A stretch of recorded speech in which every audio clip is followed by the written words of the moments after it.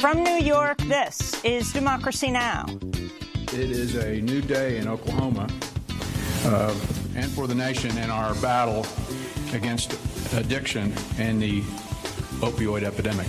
Purdue Pharma, maker of OxyContin, agrees to a landmark $270 million settlement with Oklahoma over claims the company contributed to the deaths of thousands of residents by downplaying the risk of opioid addiction while overstating the drug's benefits. More than $100 million will fund a new addiction treatment and research center at Oklahoma State University. We've reached a turning point in the history of Purdue Pharma, the Sackler family, the company's owner, and the long-running story of the opioid epidemic. We'll spend the hour on the opioid crisis, starting with Barry Meyer, the first journalist to shed a national spotlight on the abuse of OxyContin. He's author of Painkiller, An Empire of Deceit and the Origin of America's Opioid Epidemic. We'll also speak with Abdullah Shihapar. He wrote the New York Times op-ed, The Opioid Crisis Isn't White, and look at how more than 500 cities, counties, and Native American tribes have filed a lawsuit against 8 members of the Sackler family, owners of Purdue Pharma, for their role in the opioid crisis. And we'll discuss another side of the crisis, the flip side, the underprescribing of opioids for patients who rely on them for pain management. All that and more coming up. Welcome to Democracy Now!, democracynow.org, The War and Peace Report. I'm Amy Goodman. The state of Oklahoma has reached a $270 million agreement with Purdue Pharma, the makers of OxyContin, settling a lawsuit that claimed the company contributed to the deaths of thousands of Oklahoma residents by downplaying the risk of opioid addiction and overstating the drug's benefits. As part of the settlement, more than $100 million will fund a new addiction treatment and research center at Oklahoma State University in Tulsa. This is the first settlement Purdue has made amid some 2,000 additional lawsuits connecting its painkiller OxyContin to the opioid crisis. After headlines, we'll spend the rest of the hour looking at the opioid crisis. The House of Representatives failed Tuesday to overturn President Trump's veto of a resolution nullifying the president's declaration of a national emergency at the U.S.-Mexico border. Just 14 Republican lawmakers joined Tuesday's 248 to 181 vote, which failed to muster the two-thirds majority needed to override the first veto of Donald Trump's presidency. Trump's move to declare an emergency to circumvent Congress in order to pay for the wall still faces a number of legal challenges in federal court. The Senate Tuesday rejected the Green New Deal after 43 Democrats voted present on the measure introduced by Republican Senate Leader Mitch McConnell. 4 other Democrats joined all 53 Republican senators in voting against the Green New Deal. Democrats blasted McConnell's move as a stunt vote aimed at forcing Democrats to take a stand on a still divisive resolution. Republicans have been spreading misinformation about the Green New Deal, championed by New York Congressmember Alexandria Ocasio-Cortez, which seeks to transform the U.S. economy through funding renewable energy while ending U.S. carbon dioxide emissions by 2030. Democratic leaders have resisted backing the deal, which has the support of all 2020 Democratic presidential hopefuls in Congress. In more climate news, global greenhouse gas emissions rose to an all-time high in 2018, with countries adding over 33 billion tons of heat-trapping carbon dioxide to the atmosphere. An International Energy Agency study found global carbon dioxide levels rose by 1.7% last year. U.S. emissions rose by over 3%, while Europe and Japan saw slight decreases. Meanwhile, the United Nations Secretary General Antonio Guterres said Tuesday Cyclone Idai is the latest alarm bell about the dangers of climate change. The storm killed over 750 people and has left nearly 2 million people in need of assistance in Mozambique, Malawi, and Zimbabwe. Cyclone Idai was an uncommonly fierce and prolonged storm, yet another alarm bell about the dangers of climate change, especially in vulnerable, at-risk countries.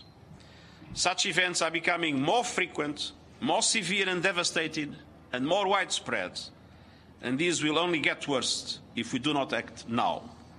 In Yemen, the charity Save the Children says an airstrike by the Saudi-led coalition killed 7 people, including 4 children, after a missile tore through a hospital Tuesday outside the city of Sada. The chief executive of Save the Children said innocent children and health workers have lost their lives in what appears to have been an indiscriminate attack on a hospital in a densely populated civilian area. Attacks like these are a breach of international law, he said. Meanwhile, thousands of Yemenis rallied in the capital Sana'a Tuesday to protest the 4th anniversary of the start of the Saudi-led assault on Yemen. A new study by the Yemen Data Project found more than 17,500 civilians have been killed or injured in air raids since the U.S.-backed assault began in March of 2015. A quarter of the more than 8,000 civilians killed were women and children. The war has devastated Yemen's infrastructure and economy, pushing half the country's 28 million people to the brink of starvation. Israeli warplanes pounded the Gaza Strip overnight and into Wednesday morning, despite reports of a ceasefire, after a Palestinian rocket was fired toward the Israeli city of Ashkelon. Both Hamas and Islamic Jihad denied responsibility for the rocket fire, saying it was an individual act. Meanwhile, Israeli forces shot and killed an 18-year-old Palestinian in the West Bank during an arrest raid in a refugee camp near Bethlehem. The latest violence came as Israeli Prime Minister Benjamin Netanyahu returned to Israel early from a trip to the U.S., where he met President Trump at the White House and welcomed both Republican and Democratic lawmakers to the annual conference of AIPAC, the American Israel Public Affairs Committee.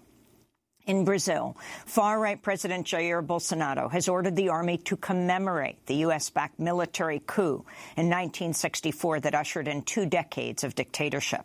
Bolsonaro said generals should organize celebrations across Brazil on March 31st, which will mark the 55th anniversary of the coup. Under military rule, Brazil's media was widely censored and political dissidents faced death, exile, and torture. Despite this, Bolsonaro's spokesperson said in a statement Tuesday, quote, "The president does not consider what happened March 31st, 1964, a military coup." Meanwhile, Bolsonaro's predecessor, former President Michel Temer, was released from jail Monday after a judge overturned his preventive detention while he faces corruption charges. Temer was arrested last Thursday and charged with leading an embezzlement and money laundering scheme. Temer took power after his predecessor, Dilma Rousseff, was impeached in what many critics called a legislative coup. In Brussels, the European Parliament's approved a massive overhaul of copyright laws that critics say will bring widespread censorship to the Internet. One measure would effectively tax Internet sites like Google when they display snippets of copyrighted material, including news articles. Another measure will likely prompt sites like YouTube to install filters that search for and then automatically delete uploads that are determined to be copyright violations. Ahead of Tuesday's vote, the proposed copyright rules prompted massive protests, with more than 100,000 people marching in cities across Europe over the weekend. In a statement, Open Media Executive Director Laura Tribe said, quote, "Today's vote is a major blow to the open Internet. This directive positions the Internet as a tool for corporations and profits, not for people," she said. NSA whistleblower Edward Snowden condemned the vote in a tweet, writing in German, "Never forget what they did here." The New York Times is reporting President Trump's nominee to head the Interior Department killed a major study in late 2017 that found 3 widely used pesticides pose an existential risk to 1,200 endangered species.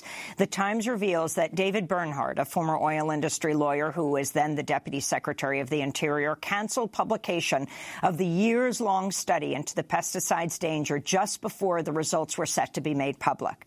Bernhardt's move benefited major pesticides makers, including FMC Corporation and Dow AgroSciences. Dow was a major donor to President Trump, giving $1 million to his inaugural committee.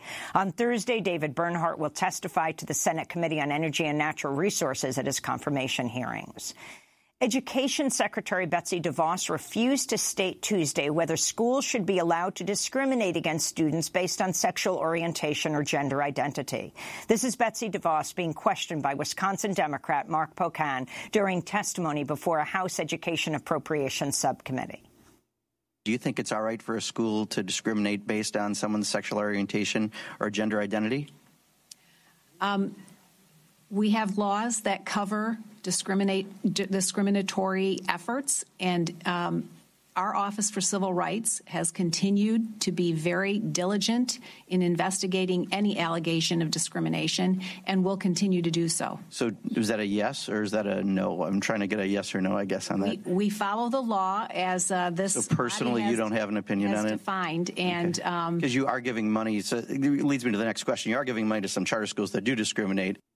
The Trump administration says it'll expand the so-called global gag rule, a Reagan-era policy that bans U.S. funding for any international health care organization that performs abortion, advocates for the legalization of abortion, or even mentions abortion. Secretary of State Mike Pompeo said Tuesday the U.S. will cut funding to foreign NGOs that fund other groups that provide or promote abortions. On Twitter, NARAL Pro-Choice America warned the Trump administration's global gag rule policies will result in 2.2 million unsafe abortions and 21,700 preventable maternal deaths by 2020, they said. A federal judge has struck down a 1973 North Carolina law that banned women from having abortions after the 20th week of their pregnancies. The ruling came as an increasing number of states have passed so-called fetal heartbeat laws, highly restrictive bans on abortions once a fetal heartbeat can be detected, something that typically happens just 6 weeks into a pregnancy before many women even realize they're pregnant. Former Vice President Joe Biden said Tuesday he regretted his role in confirmation hearings for Supreme Court Justice Clarence Thomas in 1991. During the hearings, Anita Hill, an African-American woman who worked as a lawyer for Clarence Thomas, was questioned by an all-male, all-white Senate Judiciary Committee over her allegations that Thomas had sexually harassed her in the workplace. Speaking at a ceremony for the Biden Courage Awards in New York Tuesday evening, Joe Biden condemned a white man's culture for not taking Hill's claims seriously. We knew a lot less about the extent of harassment back then, over 30 years ago. But she paid a terrible price. She was abused through the hearing. She was taken advantage of. Her reputation was attacked. I wish I could have done something. Biden's comments drew widespread condemnation, with many social media commentators noting Biden was chair of the Senate Judiciary Committee at the time of Anita Hill's testimony. Joe Biden has launched a new political action committee ahead of a widely expected announcement. He'll seek the Democratic nomination for the presidency in 2020. It's not clear whether he's ever personally apologized to Anita Hill. And in Chicago, prosecutors have dropped felony charges against actor Jussie Smollett, who was arrested last month and charged with faking an attack in January that sparked widespread outrage. Smollett, a star on Fox's hit TV show Empire, who's African-American and gay, initially told police he was violently attacked on the street in an apparent hate crime, saying his attackers placed a rope around his neck while shouting homophobic pro-Trump and racist slurs. But police investigators believe Smollett paid two brothers, who were personal acquaintances, to carry out a staged attack. On Tuesday, prosecutors said they dropped charges against Smollett after he agreed to perform community service and to forfeit his $10,000 bond. He was charged with 16 felonies originally. Jussie Smollett maintains he gave a truthful account of the event and continues to claim he was the victim of a hate crime. I've been truthful and consistent on every single level since day one. I would not be my mother's son if I was capable of one drop of what I've been accused of. Chicago State's Attorney Kim Foxx said despite the move, her office has not exonerated Smollett. The decision drew outrage from Chicago Mayor Rahm Emanuel, who called it a whitewash of justice. Chicago's police union, the Fraternal Order of Police, called on the Department of Justice to investigate. This is Chicago Police Superintendent Eddie Johnson. Do I think justice was served? No. Where do I think justice is? I think this city is still owed an apology. And those are some of the headlines. This is Democracy Now!, democracynow.org, The War and Peace Report. I'm Amy Goodman. The state of Oklahoma has reached a $270 million agreement with Purdue Pharma, the makers of OxyContin, settling a lawsuit that claimed the company contributed to the deaths of thousands of Oklahoma residents by downplaying the risk of opioid addiction and overstating the drug's benefits. Oklahoma says more Oklahomans have died from opioids over the last decade than have been killed in vehicle accidents. More than $100 million from the settlement will fund a new addiction treatment and research center at Oklahoma State University in Tulsa. This is Oklahoma Attorney General Mike Hunter announcing the agreement Wednesday. It is a new day in Oklahoma and for the nation in our battle against addiction and the opioid epidemic. The endowment will establish a foundation that will receive an initial $102.5 million that will go specifically to the OSU Center for Health Sciences Center for Wellness and Recovery. And beginning in January 1 of next year, the foundation will receive an annual $15 million payment over a 5-year period. And during that same 5-year time frame, it will receive ongoing contributions of addiction, treatment medicine, both for rescue and recovery. And that has a market value of $20 million. So $4 million in rescue and treatment drugs over a 5-year period.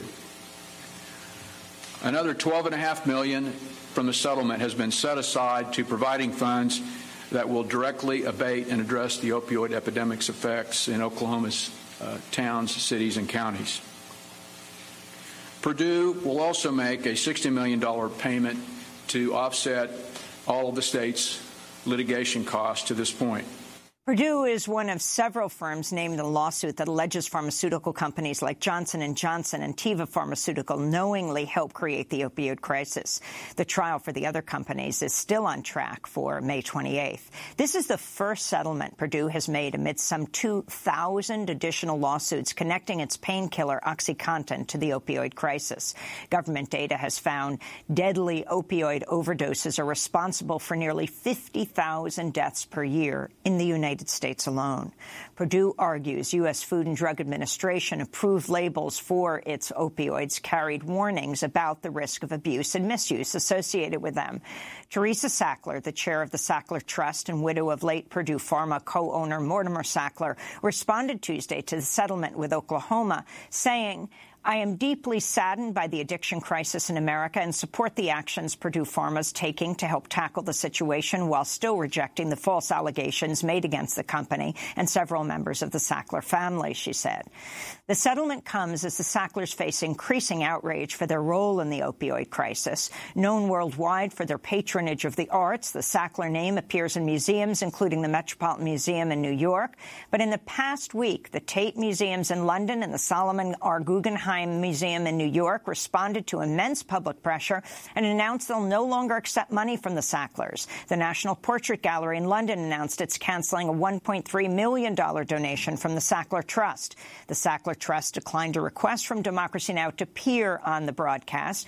Well, for more, we're joined now in New York by Barry Meyer, the first journalist to shine a national spotlight on the abuse of OxyContin, former reporter at the New York Times, where he worked for nearly 3 decades. He's author of the book, just recently newly released, Painkiller, An Empire of Deceit and the Origin of America's Opioid Crisis, opioid epidemic. Barry Meyer won the Pulitzer Prize and 2 Polk Awards for his past reporting on the intersection of business, medicine, and public health. Welcome to Democracy Now! Thanks, Amy. So the significance of the Oklahoma settlement, Barry. Well, this settlement is the first settlement in what is likely to be a wave of settlements or a wave of cases brought against Purdue Pharma as well as other manufacturers and distributors of opioids. It is also significant because it comes amid a threatened bankruptcy filing by Purdue that would halt all this litigation. So it's really just the first move in what is a very complicated legal chess game going on. Do you think that's why Oklahoma settled? Oh, absolutely. Because of the threat of bankruptcy? I think there's probably no question about it, and it's probably why Purdue also settled. There were depositions scheduled. That is to say that the several members of the Sackler family were scheduled to give pretrial testimony a week ago here in New York City. Those depositions were abruptly canceled. And I think that was a major turning point in the company's decision to settle and in Oklahoma's decision to settle. So what do we know about this Oklahoma settlement, this $270 million settlement? Well, as you mentioned in your introduction, approximately $100 million of this money will go to fund an addiction treatment center at at Oklahoma State University. I think it's vital that monies be made available to treat those afflicted with opioid addiction. And the Sackler family, even though they were not defendants in this case, I mean, I think that's a very illuminating aspect to this case. They've agreed also to make money available to this addiction treatment center. So explain that, the difference between Purdue Pharma and the Sackler family and trust. So essentially, Purdue Pharma, the manufacturer, was a named defendant in this lawsuit. The members of the Sackler family were not mentioned by name. They are mentioned by name in hundreds of other lawsuits. But here in the Oklahoma case, they were not mentioned. They had no actual personal liability or prospective personal liability in this case. Nonetheless, to buy peace and apparently to avoid being deposed in this case, they agreed to contribute to the settlement. And what about the center that would be set up at Oklahoma State at Tulsa? Well, we don't know the exact parameters of that yet. I mean, it's going to be very interesting. We know that certain ways of treating addiction, the problem of addiction work. They're extremely expensive. They involve not just the use of addiction treatment drugs, but extensive psychological and behavioral counseling to those afflicted with addiction. So I think, what kinds of programs are going to be set up? That's going to be the real test here. Is this money going to be used wisely in terms of treating addiction, or is it going to go into the pocket of people who essentially are running addiction treatment mills, much in the same way that doctors ran pain treatment mills? Can you talk about the Massachusetts lawsuit and documents from this separate lawsuit against Purdue and the Sackler family, what they revealed? Well, they're very interesting, and I think the Massachusetts case and the Oklahoma case are counterparts to each other.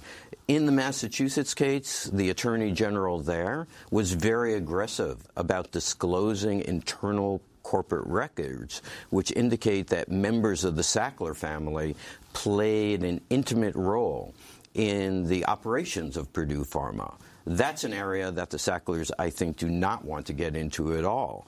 Interestingly, in the case of Oklahoma, Attorney General Hunter has apparently agreed to seal all those records, to keep those records concealed, and in some ways is helping Purdue hide the history of this epidemic. I mean, I've never spoken with with Attorney General Hunter, but I think he probably does need to offer some public explanation about why he's agreed to maintain a seal of secrecy on these records. Well, you talk about, in a piece you did for the New York Times just a few weeks ago, Sackler testimony appearing to conflict with federal investigation. I believe this has to do with Kentucky.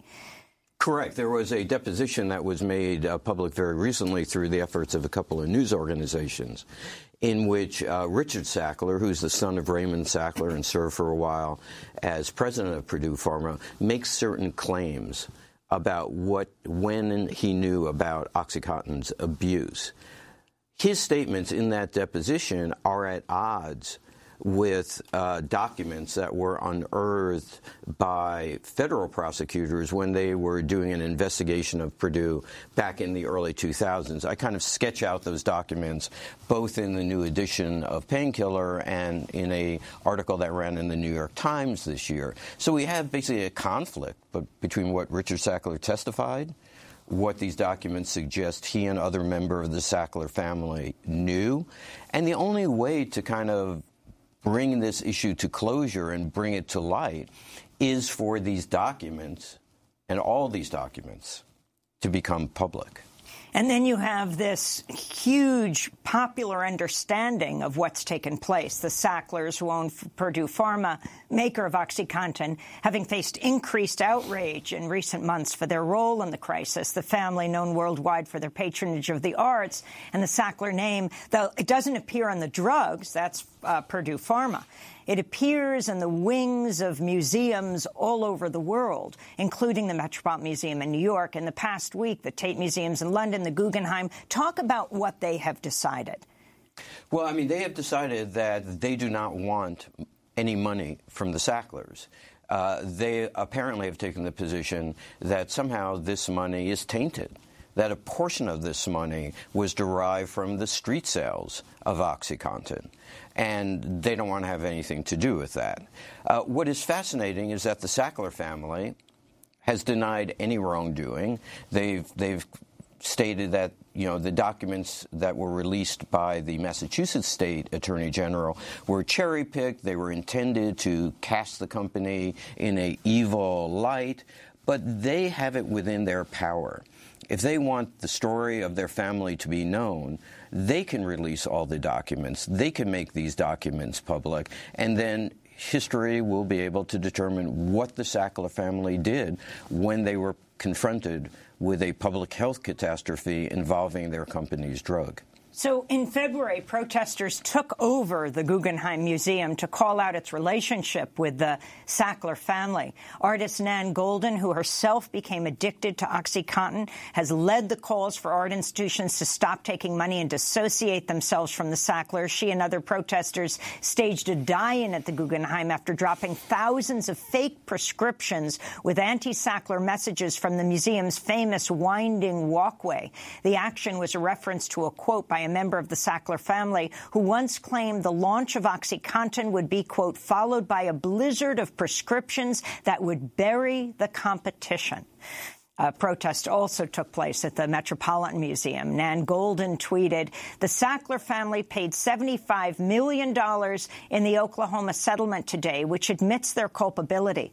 By the way, that's only 0.2% of the $35 billion in profits they made from OxyContin, the artist Nan Goldin said. Well, I mean, to be clear, the Sackler family denies any culpability, but nonetheless, I think what is happening through the efforts of Nan Goldin and others is a realization that museums need to take account, where did this money come from?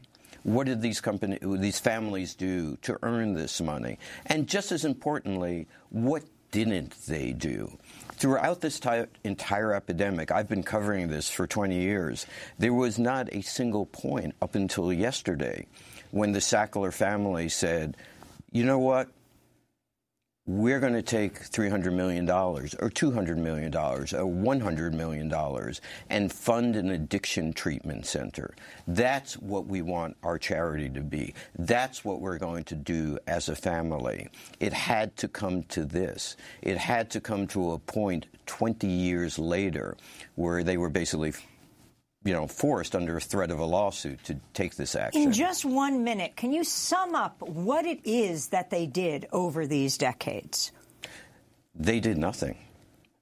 They hid behind lawyers. They hid behind public relations people. There has not been a single point during this 20-year period where any member of the Sackler family has stepped forward and said, we're defending this drug on this basis, or we're taking this public health action on this basis. But explain how they pushed the drug. Oh, in terms of Purdue Pharma. Purdue Pharma basically turned the drug industry and the medical profession upside down. They convinced doctors that this drug was safe. They convinced doctors that this drug had a lower risk of addiction. They admitted in 2007 that they had lied to doctors, they had lied to patients, they had lied to public health authorities, that the entire marketing of OxyContin had been built on a basis of deceit. And basically... And talk about the increasing potency of these drugs that they understood would kill people. Well, they certainly understood that people could become addicted to these drugs. They understood that the higher dosages of these drugs could pose the greatest health threats to people. And they basically, certainly for a number of years, incentivized their sales representatives to market these drugs and to convince these doctors to use these drugs at the highest dosages possible. As it turns out, those higher dosages also brought the greatest profits to the company. We're talking to Barry Meyer, the Pulitzer Prize-winning journalist, author of Painkiller, An Empire of Deceit and the Origin of America's Opioid Epidemic. He'll stay with us for the hour, and we'll be joined by many others. We'll look at how the opioid crisis isn't white, and also how it particularly has affected Native Americans. Stay with us. Family, after serving in the conflict overseas, and the time that he served had shattered all his nerves and left a little shrapnel in his knee. But the morphine eased the pain, and the grass grew around his brain and gave him all the confidence he lacked. With a purple heart and a monkey on his back, there's a hole in Daddy's arm where all the money goes. Sam Stone by John Prine. This is Democracy Now!, democracynow.org, The War and Peace Report. I'm Amy Goodman. We're spending the hour on the opioid crisis. Right now, we're joined by Abdullah Shihapar, who wrote a New York Times op-ed last month, headlined, "The Opioid Crisis Isn't White." Abdullah, explain. Yeah, so the opioid crisis traditionally is considered to be white because people are looking at larger, the total numbers, which no one would deny that mostly white Americans are dying of overdose from opioids. It's about 78%. But especially in the last few years, if you look at the rates of increase of opioid overdose death rates, we find that especially black Americans have had a stark increase in the death rates compared to other groups. In fact, more than white Americans. Since 2015, if you compare the rates of increase from 2015 to 2017, it's almost doubled. So essentially, the opioid crisis, we tend to look at it as a white problem, but when you scratch beneath the surface, you can really see that it affects the cross-sections of America. Can you talk about what you think accounts for the increase in addiction in the black and Latino communities? Right. So we definitely know that fentanyl is a part of it. The CDC just released a report documenting fentanyl-related overdoses, which showed that black Americans and Hispanic Americans showed a sharper rate of increase in fentanyl-related overdoses compared to white Americans. Now, that said, that's all we really know about it. We don't really know too much about why all of a sudden black and Hispanic Americans are overdosing at greater rates than white Americans at the moment. But fentanyl is definitely part of that. But we don't know specifically.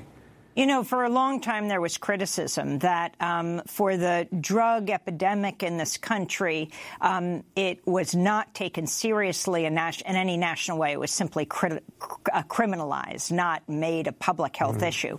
But with the opioid crisis being white, it's being dealt with in a different way. You write, where the opioid crisis has affected non-white communities, the response has often been slow and inadequate. So explain, even in the case of opioid addiction, when it comes to people of color. Right. So there's I think the two most prevalent, the two most potent examples of this are Washington, D.C. and Puerto Rico. Washington, D.C., advocates have complained that their health department has not been as forthcoming or has been as fast in terms of getting services available like naloxone distribution, naloxone being the drug that can bring someone back from an overdose. But really, the most egregious case is happening in Puerto Rico, where before Hurricane Maria, I think numbers suggested that there were about 300 fentanyl-related overdoses and about 60 related deaths. So that was like before September 2017. Since then, we have no real numbers, but advocates on the ground say that the crisis has gotten worse and there has been no state response. Unlike most places in the continental United States, naloxone is not legal for non-medical personnel to use, although some advocates on the ground are using it to treat overdose. And there haven't been any federal dollars allocated for any sort of response in Puerto Rico. So really, Puerto Rico, there isn't any... We're not even surveilling the problem, so there isn't any data to suggest how bad the problem is. But by all on the ground reports, it's quite bad. You write, prior to entering public health, you'd been interested in incarceration and criminal justice. A big part of that tied to incarceration is drug policy and the war on drugs. Yeah. That you're from Toronto, you're now a graduate student at Brown University, where you say the opioid epidemic is as large. Right. Right, yeah, and so in Toronto, the opioid crisis is quite severe. In Canada, and people are continuing to die from overdose. In Canada, Canada has taken some steps, more positive steps than the United States have, in the sense that they do have safe consumption sites, which are basically places where people can go to use drugs in a safe way, and someone is there to respond if they overdose. However, those sites, they're not funded enough. We don't have nearly enough. And governments have, like the right-wing Ford government, have attempted to restrict their action. So Canada is ahead of the United States in terms of its response, but there's much left to do. And the issue of Native America, the opioid epidemic there, what you have found, Abdullah. Right, and so I talked in the piece about how, specifically in South Dakota, a bunch of Native American tribes have launched a lawsuit against a bunch of pharmaceutical companies. But actually, in December, the CDC released a report about overdose deaths in Washington State, in which they released new numbers that accounted for misclassification of race. And they said that they speculated that misclassification of Native American deaths has resulted in a 40% previous underestimation of their deaths. So that seems to suggest that rates of Native American, perhaps even other people, multiracial, Hispanic people, could even be higher if misclassification is an issue. Well, I want to thank you for being with us. Abdullah Shihapar wrote the New York Times piece that we will link to. The opioid crisis isn't white. We're going to go to a break, and just for 30 seconds. When we come back, we'll focus particularly on Native America. What's happening with Native Americans and the opioid crisis? This is Democracy Now!, back in 30 seconds.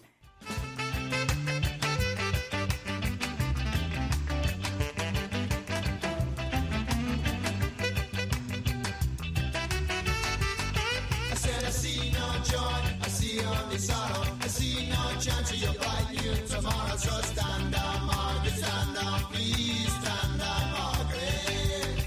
I say stand down, Margaret, stand down, please stand down, Margaret. You tell me how can it work in this all-white law? What a short, sharp lesson, what a third world war. Oh, stand down, Margaret, stand down, please stand down, Margaret. I say stand down, Margaret, stand down, please stand down, Margaret.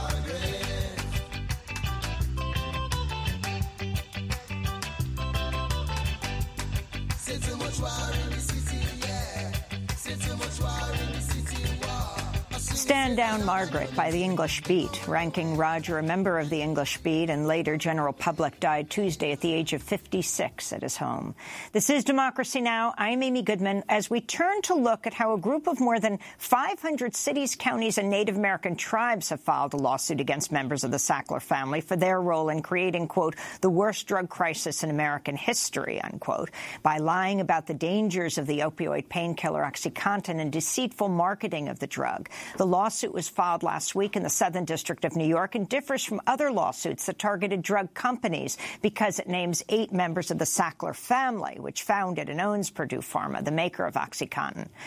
Opioid overdoses are responsible for nearly 50,000 deaths per year in the United States, and the Centers for Disease Control and Prevention found Native Americans have suffered the largest increase in overdose deaths. For more, we're joined in Sioux Falls, South Dakota, by attorney Brendan Johnson, partner in the law firm Robbins Kaplan and chair of their American Indian Law and Policy Group. Earlier this year, he filed a federal lawsuit on behalf of 3 Native American tribes from the Dakotas against major opioid manufacturers and distributors. Johnson is the former U.S. Attorney for South Dakota. And in Washington, D.C., Stacey Boland is with us, the Chief Executive Officer of the National Indian Health Board. She's a citizen of the Sault Ste. Marie tribe of Chippewa Indians. Brendan Johnson and Stacey Boland, we welcome you both to Democracy Now! Brendan, lay out your lawsuit.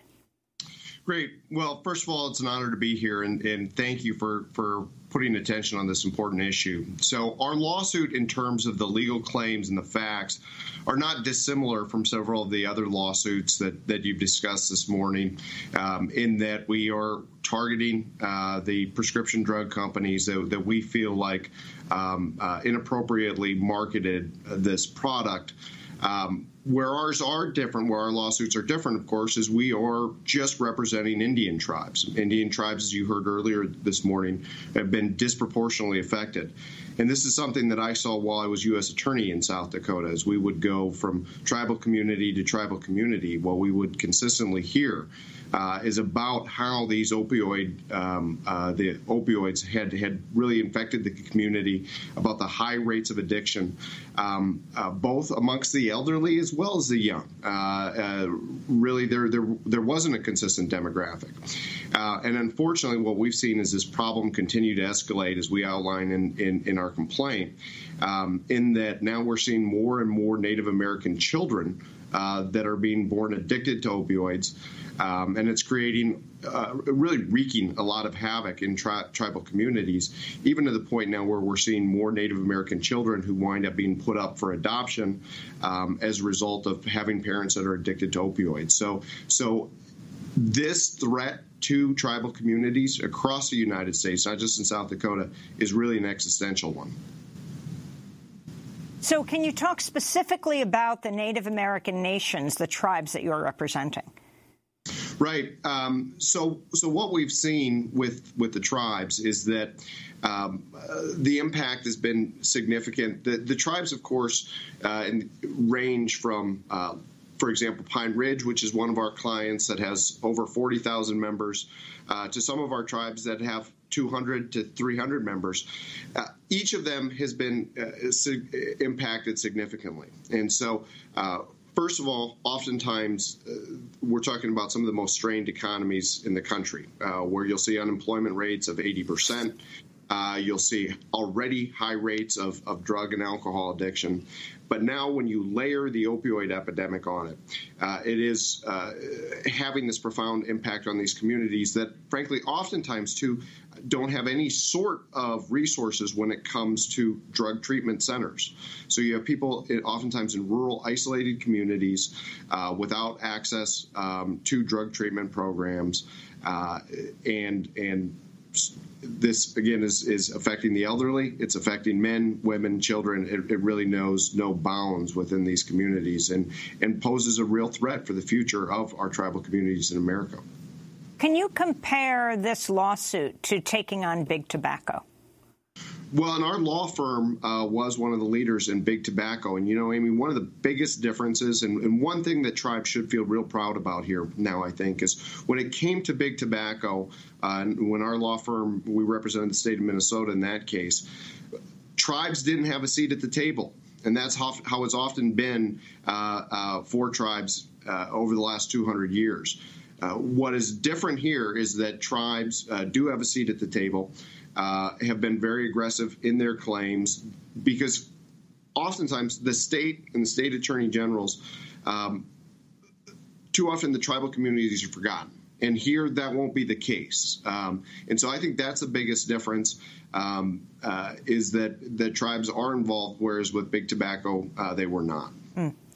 I want to turn now to Stacey Boland, Chief Executive Officer of the National Indian Health Board, citizen of the Sault Ste. Marie tribe of Chippewa Indians. According to the Centers for Disease Control and Prevention, between 1999 and 2015, Native Americans had the largest increase in overdose deaths compared to other groups. Why, Stacey, have Native Americans been hit so hard by the opioid crisis? First of all, thank you for having me on the show. It's a real honor for the National Indian Health Board to be here. I think there are a lot of complex reasons why this crisis has hit Indian country harder than other places, but those reasons translate to all of the other health disparities and health challenges that tribes face as well. I think that you're looking at very vulnerable populations of people who have a relationship with the federal government through the treaties, the trust responsibility, and have very vulnerable healthcare systems that are funded below 50% of need, despite those funds being promised through treaties, law, and the political status of our people through the U.S. Constitution.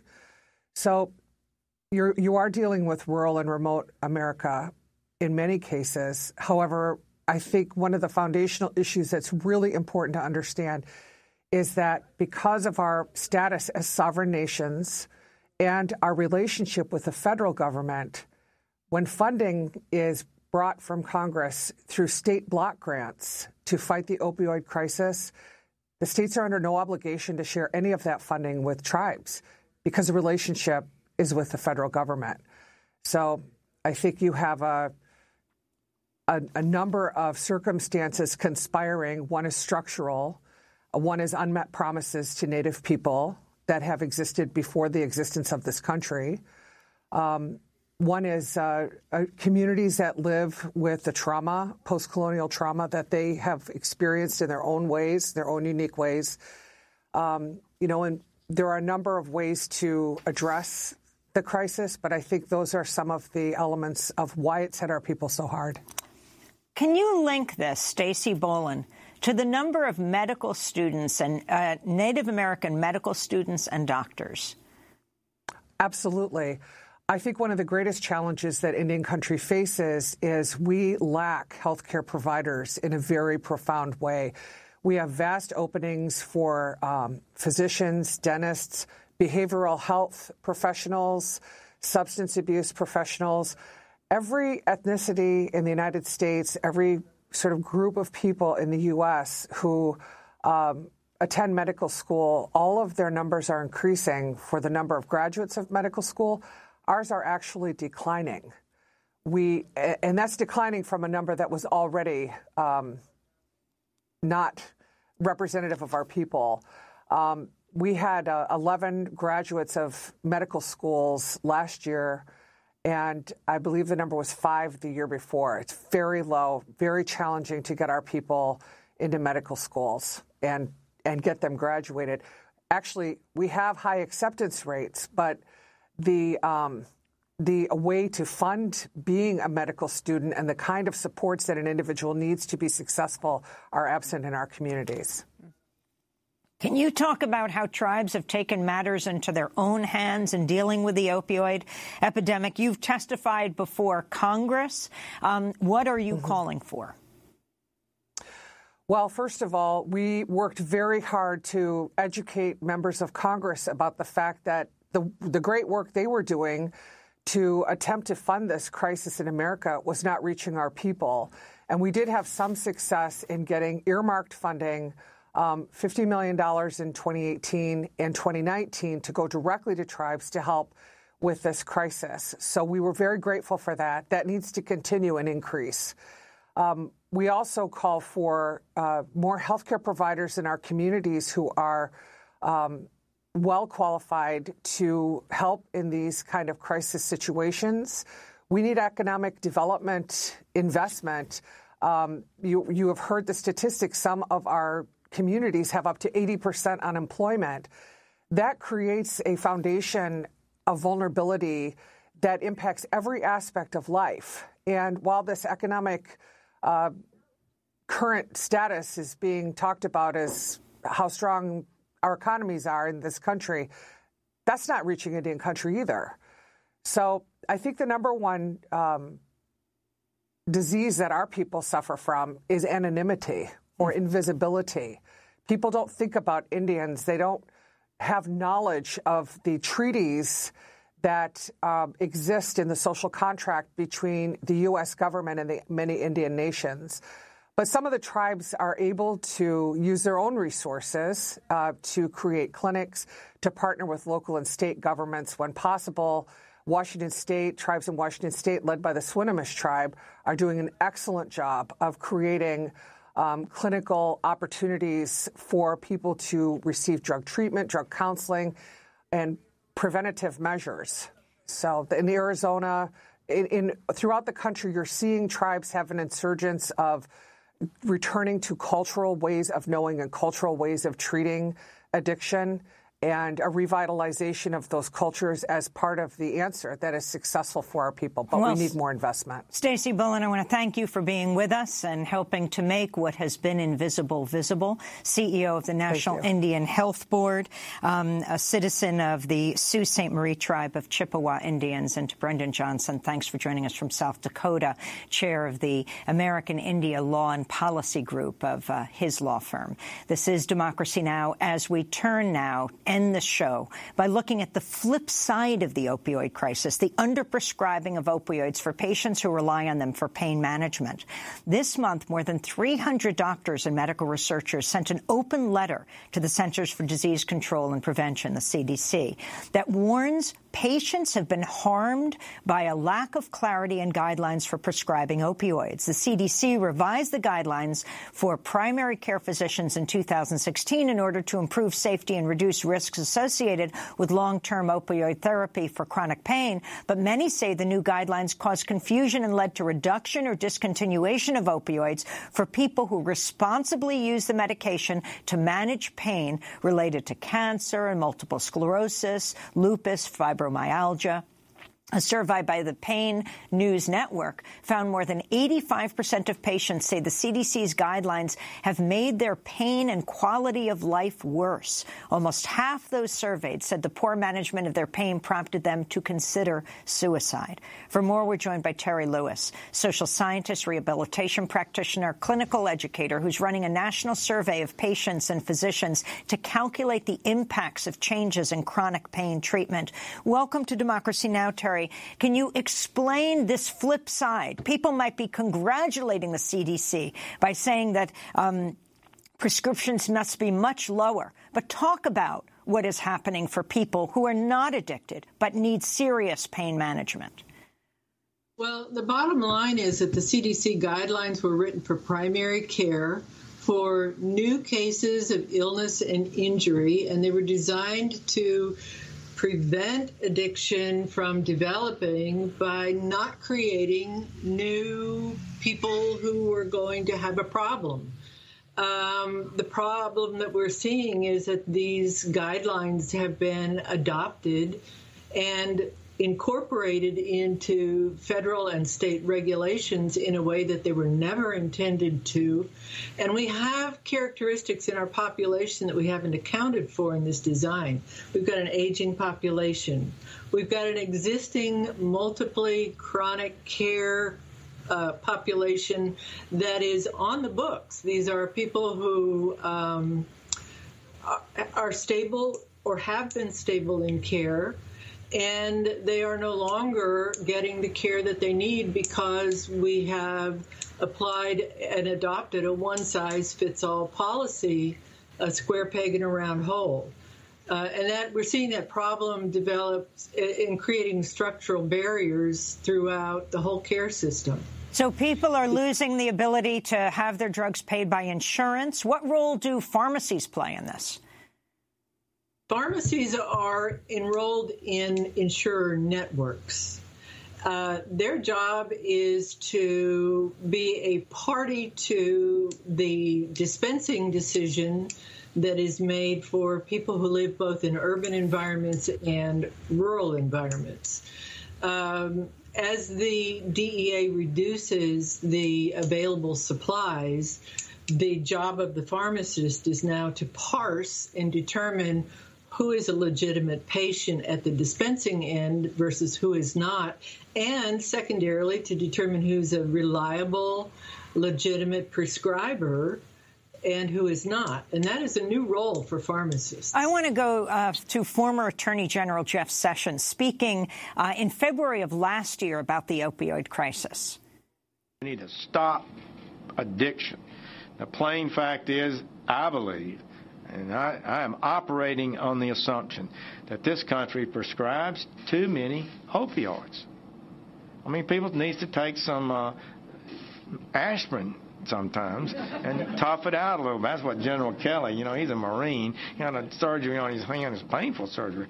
He said, I'm not taking any drugs. It did hurt, though. It did admit it hurt. But, I mean, a lot of people, you can get through these things. That Jeff Sessions say, just take some aspirin. I want to bring Barry Meyer back into the conversation, author of Painkiller, An Empire of Deceit and the Origin of America's Opioid Epidemic. What about this flip side, the people who desperately need chronic pain management, and now they're losing their insurance for these drugs? Well, the management of pain is an extremely complicated issue. And I agree with what Ms. Lewis said about there being a need for those patients to receive appropriate treatment. Appropriate treatment, however, doesn't necessarily mean opioids. One doesn't equal the other. I think what medical institutions are trying to do are use other technologies, other means of managing pain other than opioids. And the successful application of those strategies has great value for patients in pain. Because while we focus a lot on addiction, there are other serious health consequences to the long-term use of high doses of opioids. They have a range of side effects that patients would be to be without. So I think what we need to see and encourage is an evolution in pain management, and I think pain patients are a critical part of that evolution. Terry Lewis, can you respond to Barry Meyer? Yes, I'd like to. First of all, I've been surveying this population since 2012. The majority of people that we're concerned about are people with 6 or more chronic comorbid conditions. These are people who have been folded up in car wrecks by freight trucks. They have multiple progressive diseases that are not going to get better.